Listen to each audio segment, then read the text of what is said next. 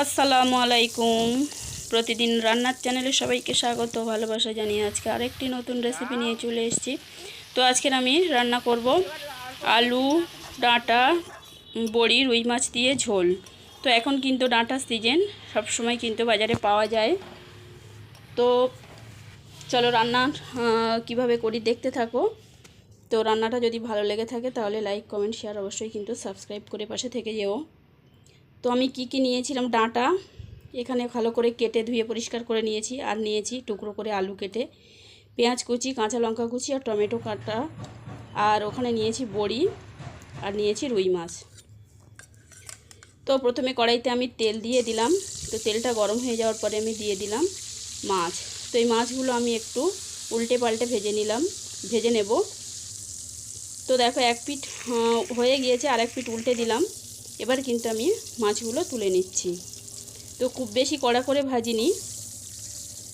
তো তারপরে সেই তেলের মধ্যে দিয়ে দিলাম কেটে রাখা আলু। তো এগুলো আমি একটু নাড়াচাড়া করে নিয়েছি। তারপরে দিয়ে দিলাম হলুদ, কারণ আলুটা ভেজে নিচ্ছি একটু মানে কালারের জন্য আমি হলুদটা দিয়ে দিলাম। তো কিছুক্ষণ আলুটা নাড়াচাড়া করার পরে তারপরেই কিন্তু আমি দিয়ে দিলাম কেটে রাখা ডাঁটা। তো দুটোকে আরও একসঙ্গে ভালো করে ভেজে নিয়ে আমি তুলে নিলাম। যে অবশিষ্ট তেলটা ছিল তার মধ্যে দিয়ে দিলাম বড়ি। তো বড়িটা এখন ভেজে তুলে নিলাম। এরপরে ওতে আরেকটু তেল আমি দিয়ে দিলাম, দিয়ে তারপরে দিলাম কালো জিরে। তো কালো জিরে দেওয়ার পরে দিলাম কাঁচা লঙ্কা, তারপরে দিলাম পেঁয়াজ কুচি। তো এটা একটু নাড়াচাড়া করে নিয়ে আমি কিন্তু আদা রসুন বাটাটা দিয়ে দিলাম। তো আর একটু নাড়াচাড়া করার পরে আমি দিয়ে দিলাম টমেটো। তো এটা এদিকে ততক্ষণ একটু টমেটোটা নরম হয়ে আসুক বা ওর থেকে একটু পানি ছাড়ুক, আমি কিন্তু এদিকে গুঁড়োর মশলাগুলো তৈরি করে নিই। প্রথমে হলুদ গুঁড়ো, লঙ্কার গুঁড়ো, ধনে গুঁড়ো, এরপরে দিয়ে দিলাম জিরে গুঁড়ো। তো এগুলো একটু পানি দিয়ে আমি গুলে নিলাম। আর এদিকে কিন্তু মশলাটা হয়ে এসেছে। আমি ওই সঙ্গে মশলার সঙ্গে যে মশলাটা করে রেখেছিলাম সেই মশলাটা দিয়ে দিলাম। তো দিয়ে নাড়াচাড়া করে একটু ভালো করে কষিয়ে নিলাম। নেওয়ার পরে কিন্তু আমি ভেজে রাখা ডাঁটা আলু দিয়ে আরও খানিকক্ষণ কষিয়ে নিচ্ছি।